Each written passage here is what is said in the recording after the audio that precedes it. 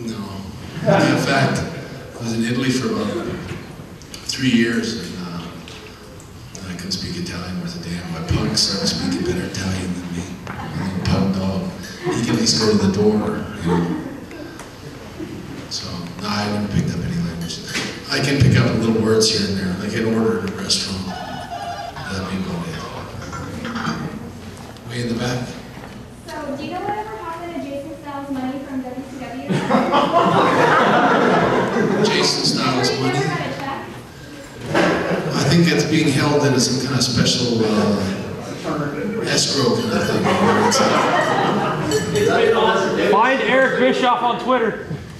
He'll know. He wasn't even around when Anybody else?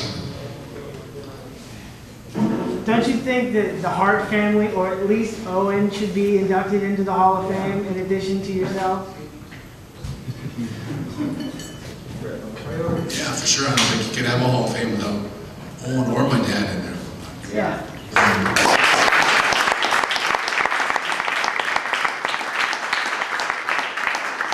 that matter, I don't think you could have a Hall of Fame without Bruno Sammartino. Yeah. I hope that Bruno at least goes in sometime, you know, before it's too late, kind of thing. He deserves to be there. He should do it for his fans. He should. That's the reason I did it.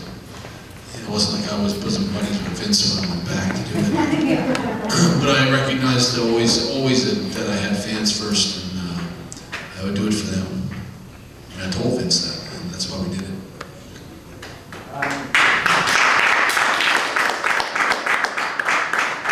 Traveling around the world, did you get any special treatment, like going on the front line on an airplane, or not treating you? Yeah, I got lots of special treatment. You know, there was some places I got treated unbelievable, like some of these Arab countries and you know, the Philippines. I know that I think the Beatles got roughed up in the Philippines. But I know when I went there, I got carried through the airport like I was a god, and it was nice. I got treated really well in most places I went. In the back. What's your favorite WrestleMania? When you fought somebody, what was your favorite one? Well, it's hard to say. That's a really good question. My favorite WrestleMania would be, I never wrestled Chris Benoit at WrestleMania, unfortunately. But I would say, it would have to be Steve Austin was the most fun. Yeah! Iron Man match with Shawn Michaels was, in a lot of ways, was probably my finest hour.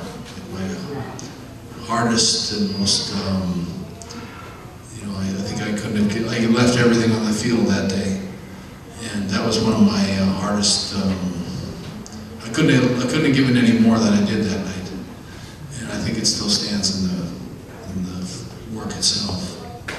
I had a great match with my brother Owen. I had a great match with Marty Piper. Yeah! I don't know, to be really honest, probably after I won the Intercontinental title, I don't know that I ever had a bad WrestleMania. Yeah. Except for Bob Backlund. Yeah. And I love Bob, I mean, don't get me wrong, Bob was okay. But they just, having me and Bob Backlund in a submission match after we wrestled each other for about a year was about as hopeless as me making a name for myself in WCW. The Bob Backlund match was just a disaster. I remember telling Vince before we ever did it, I said, it's going to stink. It's going to be so, at least let me have some pinfalls and stuff, because pinfalls would make it exciting. But submissions, it's just going to stink. And I was right. You in the front.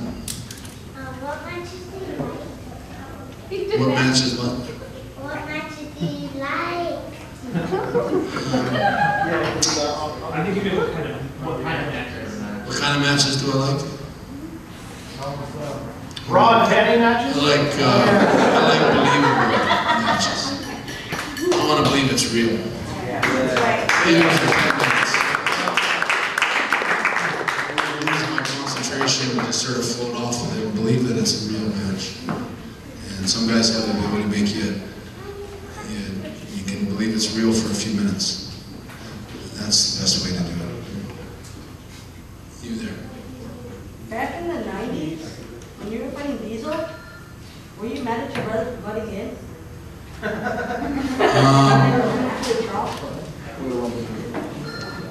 Back when I was wrestling Diesel, well, I didn't know my brother. Did he run into him on one of my matches?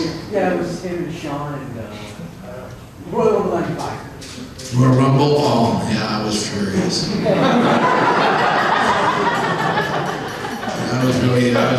really was pretty upset about that. Here. But I was okay because I got to beat Pamela Anderson in the back. I can remember Kevin Nash came up to me and he said, "She was such a bitch." I remember thinking, she was nice to me. Say no more. Next question. Wrestlers today, who do you see following in your footsteps? No, I don't know. Actually, there's some really good wrestlers today. I think Randy Orton's a great wrestler. I love watching him. Melina, the girl wrestler, is a great wrestler. I love watching Gail Kim wrestle. She's a great wrestler. Natalia is really good, and Harry, like all my nephews. And, Tyson Kidd is, he's probably my favorite right now. He's really, raising the bar a little bit and doing stuff that's not predictable. And he's unique, and it's really hard to be unique in wrestling right now. He's doing a good job. So, who else? Even John Cena and Batista. I know that they're limited in some ways to what they can do and stuff, but you know, they got a lot of personality and a lot of charisma, and I would love to wrestle John Cena. I think I could have given John Cena. I could give John Cena, could have at one time in my life, given him the best matches I ever dreamed of. He would be a lot of fun to work with, and same with Batista. I mean, I could have, and Jeff Hardy, I would love to work with Rey Mysterio. Just for one match would have been a treat for me. Triple H, no.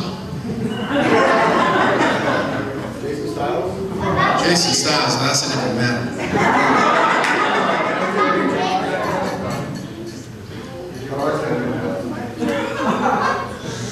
In the far corner with the Giants hat. Yeah, out of all the pros you ever did, what was your favorite one? Of all the pros. Promos. Well, my El Handy interview with them. I really did enjoy that interview. I forgot all about it. Someone played it for me a few months ago, and if you haven't seen it, YouTube it.